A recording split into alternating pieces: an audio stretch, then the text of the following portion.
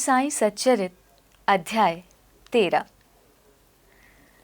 अन्य कई लीलाएं रोग निवारण, भीमाजी पाटिल, बाला गणपत दर्जी, बापू साहेब बूटी, आलंदी स्वामी, काका महाजनी और हरदा के दत्तोपंत। माया की अभेद्य शक्ति। बाबा के शब्द सदैव संक्षिप्त, अर्थपूर्ण, गूढ़ और विद्वत्तापूर्ण तथा समतौल रहते थे। वे सदा निश्चिंत और निर्भय रहते थे। उनका कथन था कि मैं फकीर हूँ, ना तो मेरे स्त्री है और ना घर द्वार ही। सब चिंताओं का त्याग कर मैं एक ही स्थान पर रहता हूँ, फिर भी माया मुझे कष्ट पहुँचाया करती है। मैं स्वयं को तो भूल चुका हूँ, परंतु माया मुझे नहीं भूलती, क्योंकि वो मुझे अपने चक्र में फंसा लेती है। श्री हरि की यह माया ब्रह्मादि को भी नहीं छोड़ती, फिर मुझ सरी के फकीर का तो कहना ही क्या है। परंतु जो हरि की शरण लेंगे वे उनकी कृपा से माया जाल से मुक्त हो जाएंगे। इस प्रकार बाबा ने माया की शक्ति का परिचय दिया। भगवान श्री कृष्ण भागवत में उद्भव से कहते हैं कि संत मेरे जीवित स्वरूप हैं, और बाबा का भी कहना यही था कि वे भाग्यशाली जिनके समस्त पाप नष्ट होने हों, वे ही मेरी उपासना की ओर अग्रसर होते हैं। यदि तुम केवल साईं साईं का ही स्मरण करोगे तो मैं तुम्हें भवसागर से पार करा दूंगा। इन शब्दों पर विश्वास करो, तुम्हें अवश्य लाभ होगा। मेरी पूजा के निमित्त कोई सामग्री या अष्टांग योग की भी आवश्यकता नहीं है। मैं तो भक्ति में ही निवास करता हूँ। अब आगे देखिए कि अनाश्रितों के आश्रयदाता साईं ने भक्तों के कल्याणार्थ क्या क्या किया। भीमाजी पाटिल। सत्य साईं व्रत। नारायण गांव, तालुका जुन्नर, जिला पूना। वहां के एक महानुभाव भीमाजी पाटिल को सन 1909 में वक्ष स्थल में एक भयंकर रोग हुआ, जो आगे चलकर क्षय रोग में परिणत हो गया। उन्होंने अनेक प्रकार की चिकित्सा की, परंतु कुछ लाभ ना हुआ। अंत में हताश होकर उन्होंने भगवान से प्रार्थना की कि हे नारायण, हे प्रभु, मुझ अनाथ की कुछ सहायता करो। यह तो विदित ही है कि जब हम सुखी रहते हैं तो भगवत स्मरण नहीं करते, परंतु जो ही दुर्भाग्य हमें घेर लेता है, दुर्दिन आते हैं, तभी हमें भगवान की याद आती है। इसलिए भीमाजी ने भी ईश्वर को पुकारा। उन्हें विचार आया कि क्यों ना साईं बाबा के परम भक्त श्री नाना साहेब चांदोरकर से इस विषय में परामर्श लिया जाए, और इसी हेतु उन्होंने अपनी स्थिति पूर्ण विवरण सहित उनके पास लिख भेजी और उचित मार्गदर्शन के लिए प्रार्थना की। प्रत्युत्तर में श्री नाना साहेब ने लिख दिया कि अब तो केवल एक ही उपाय शेष है, और वो है साईं बाबा के चरण कमलों की शरणागति। नाना साहेब के वचनों पर विश्वास कर उन्होंने शिरडी प्रस्थान की तैयारी की। उन्हें शिरडी में लाया गया और मस्जिद में ले जाकर लिटाया गया। श्री नाना साहेब और श्यामा भी उस समय वहीं उपस्थित थे। बाबा बोले कि ये पूर्व जन्म के बुरे कर्मों का ही फल है, इस कारण मैं इस झंझट में नहीं पड़ना चाहता। यह सुनकर रोगी अत्यंत निराश होकर करुणापूर्ण स्वर में बोला, मैं बिल्कुल निसहाय हूँ और अंतिम आशा लेकर आपके श्री चरणों में आया हूँ। आपसे दया की भीख मांगता हूँ। हे दीनों के शरण, मुझ पर दया करो। इस प्रार्थना से बाबा का हृदय द्रवित हो गया और वे बोले कि अच्छा, ठहरो, चिंता ना करो, तुम्हारे दुखों का अंत शीघ्र होगा। कोई कितना भी दुखित और पीड़ित क्यों ना हो, जैसे ही वो मस्जिद की सीढ़ियों पर पैर रखता है, वो सुखी हो जाता है। मस्जिद का फकीर बहुत दयालु है और वो तुम्हारा रोग भी निर्मल कर देगा। वो तो सब पर प्रेम और दया रखकर रक्षा करता है। रोगी को हर 5वें मिनट पर खून की उल्टियां हुआ करती थी। परंतु बाबा के समक्ष उसे कोई उल्टी ना हुई। जिस समय से बाबा ने अपने श्रीमुख से आशा और दयापूर्ण शब्दों में उक्त उद्गार प्रकट किए, उसी समय से रोग ने भी पलटा खाया। बाबा ने रोगी भीमाबाई के घर में ठहरने को कहा। यह स्थान इस प्रकार के रोगी का सुविधाजनक और स्वास्थ्यप्रद तो न था, फिर भी बाबा की आज्ञा कौन टाल सकता था। वहां पर रहते हुए बाबा ने 2 स्वप्न देकर उसका रोग हरण कर लिया। पहले स्वप्न में रोगी ने देखा कि वो एक विद्यार्थी है और शिक्षक के सामने कविता मुखाग्र ना कर सकने के दंड स्वरूप बेतों की मार से असहनीय कष्ट भोग रहा है। दूसरे स्वप्न में उसने देखा कि कोई हृदय पर नीचे से ऊपर और ऊपर से नीचे की ओर पत्थर घुमा रहा है, जिससे उसे असहनीय पीड़ा हो रही है। स्वप्न में इस प्रकार कष्ट पाकर वो स्वस्थ हो गया और घर लौट आया। फिर वो कभी कभी शिरडी आता और साईं बाबा की दया का स्मरण कर साष्टांग प्रणाम करता था। बाबा अपने भक्तों से किसी वस्तु की आशा ना रखते थे।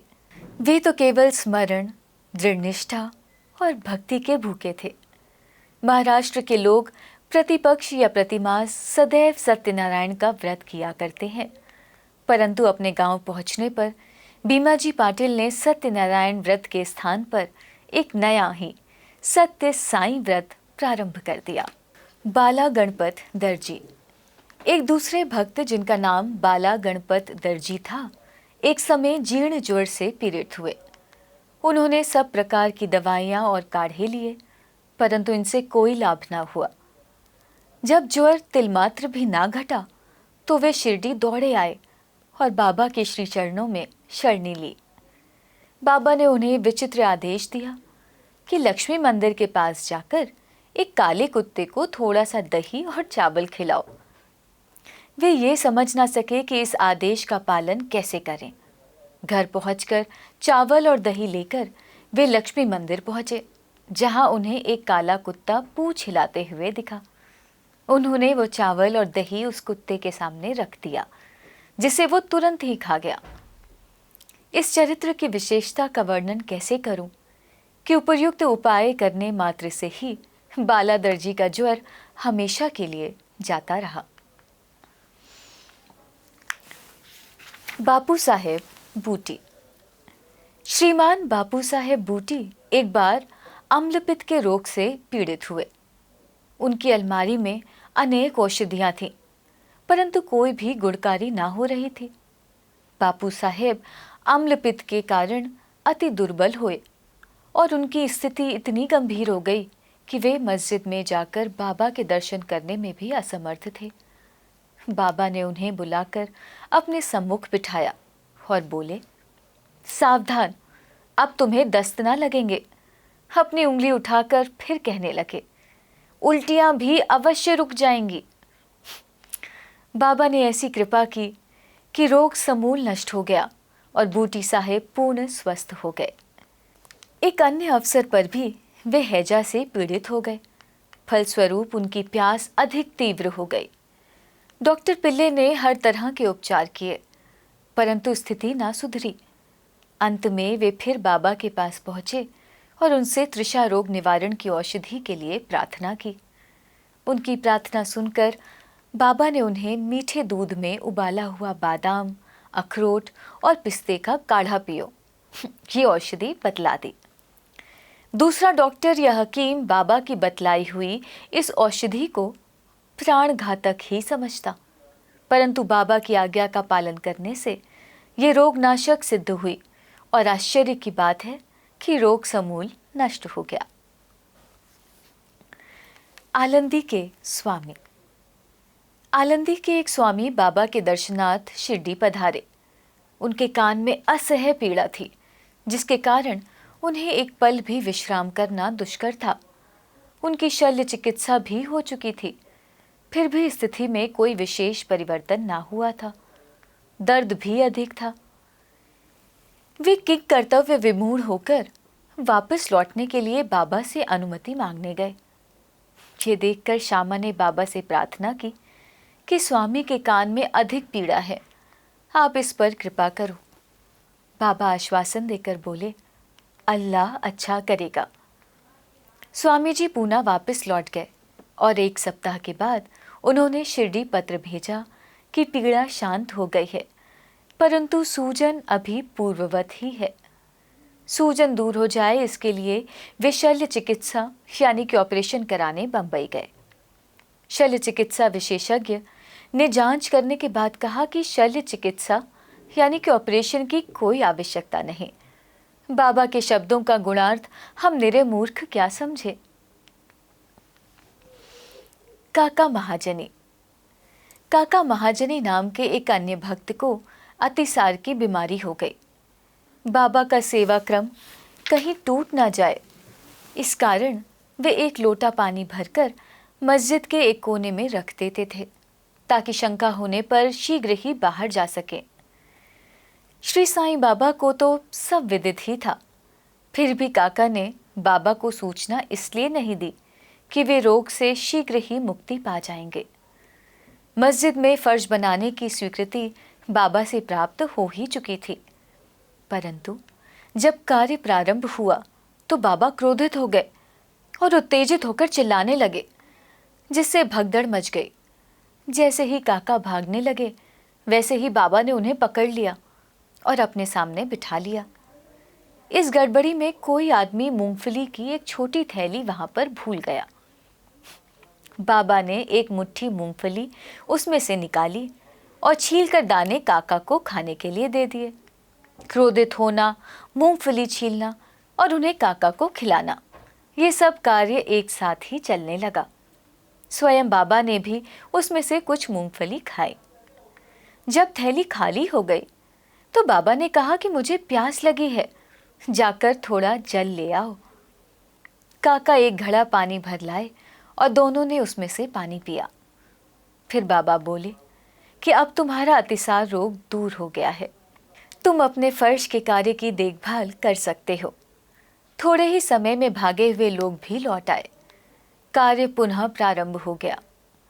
काका का रोग अब प्रायः दूर हो चुका था, इस कारण वे कार्य में संलग्न हो गए। क्या मूंगफली अतिसार रोग की औषधि है? इसका उत्तर कौन दे सकता है। वर्तमान में चिकित्सा प्रणाली के अनुसार तो मूंगफली से अतिसार में वृद्धि ही होती है, न कि मुक्ति। इस विषय में सदैव की भांति बाबा के श्री वचन ही औषधि स्वरूप थे। हरदा के दत्तोपंत। हरदा के एक सज्जन जिनका नाम श्री दत्तोपंत था, 14 वर्ष से उदर रोग से पीड़ित थे। किसी भी औषधि से उन्हें लाभ ना हुआ। अचानक कहीं से बाबा की कीर्ति उनके कानों में पड़ी कि उनकी दृष्टि मात्र से ही रोगी स्वस्थ हो जाते हैं। अतः वे शिरडी आए और बाबा के चरणों की शरण ली। बाबा ने प्रेम दृष्टि से उनकी ओर देखकर आशीर्वाद देकर अपना वरद हस्त उनके मस्तक पर रखा। आशीष और उदी प्राप्त कर वे स्वस्थ हो गए तथा भविष्य में उन्हें फिर कोई पीड़ा ना हुई। इसी तरह के निम्नलिखित 3 चमत्कार इस अध्याय के अंत में टिप्पणी में दिए गए हैं। माधवराव देशपांडे बवासीर रोग से पीड़ित थे। बाबा की आज्ञा अनुसार सोनामुखी का काढ़ा सेवन करने से वे निरोग हो गए। 2 वर्ष पश्चात उन्हें पुनः वही पीड़ा उत्पन्न हुई। बाबा से बिना परामर्श लिए वे उसी काढ़े का सेवन करने लगे।